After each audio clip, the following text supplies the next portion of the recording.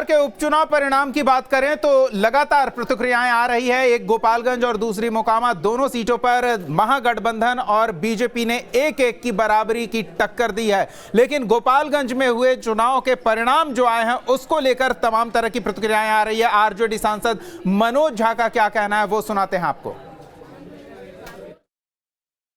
दो सीटों पर हुए उपचुनाव का फैसला आ गया है। एक सीट बीजेपी के खाते में और एक सीट महागठबंधन के खाते में। हमारे साथ आरजेडी के राज्यसभा सांसद मनोज झा जी हैं। एक सीट आप लोगों को मिला मोकामा, जो पहले से था वही गोपालगंज में फिर जीत हासिल नहीं हुई। मैं एक ही आग्रह करूंगा आप जैसे पत्रकारों से, आपके चैनल से, कि चुनाव के नतीजों का विश्लेषण थोड़ा गंभीर होना चाहिए।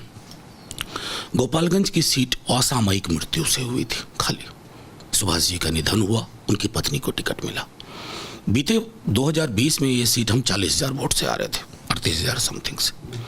और इस बार सहानुभूति के फैक्टर के बावजूद गैप 1794 वोट का रहा। हिंदुस्तान की इलेक्टोरल हिस्ट्री में डेथ के बाद के उपचुनावों का थोड़ा विश्लेषण करिए। This is the closest one, 1794। इससे निकट का मामला नहीं बनता है। तो जाहिर तौर पर मैं समझता हूँ ये हमारे नेता की, हमारे दल की उपलब्धि है। और मोकामा में हम बड़े मार्जिन से जीते। अच्छा, बिहार की जो राजनीतिक पंडित है उनका मानना है कि चिराग फैक्टर भी रहा, क्योंकि चिराग आखिरी समय में जाके रोड शो किए, तो इसी कारण मोकामा में है कौन? मैं तो बिहार में राजनीतिक पंडित भी कोई एक शब्दावली होती है क्या? और ये पंडित शब्द घुसेड़ देना कहीं भी, इसका बेजा इस्तेमाल होता है। बिहार की राजनीति को जो लोग समझते हैं ना, जाके भाजपा के दफ्तर में पूछिए। परेशान हैं। 40 सीट है लोकसभा की, मैं तो देख नहीं पा रहा हूँ कौन सी सीट जीत पाएंगे। ये तो उपचुनाव था। मोकामा और गोपालगंज दोनों में फैक्टर अलग थे।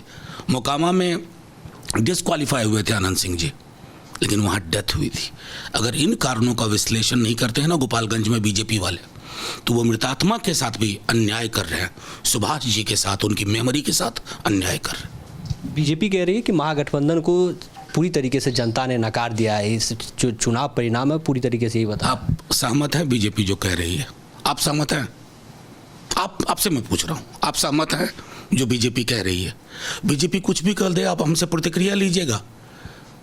होश उड़े हुए हैं उनके। नेता लोग दिल्ली में बड़े बड़े नेताओं को मुंह नहीं दिखाना चाहते हैं। उनसे पूछिए ये बात कि तुम्हारे आधार में हमने कैसे सेंध मार दी। कहने को तो कुछ भी कहते रहे। बीजेपी तो कहने वाली ही पार्टी है, जिसको कहते हैं ना, नीतीश जी भी कहते हैं बड़का झूठा पार्टी। Thank you. तो ये थे हमारे साथ आरजेडी के प्रवक्ता मनोज झा जी। उन्होंने साफ शब्दों में कहा कि इस रिजल्ट के बाद बीजेपी नेताओं के होश उड़ गए हैं। वीडियो जर्नलिस्ट सुमित के साथ अमित चौधरी, न्यूज स्टेट, दिल्ली।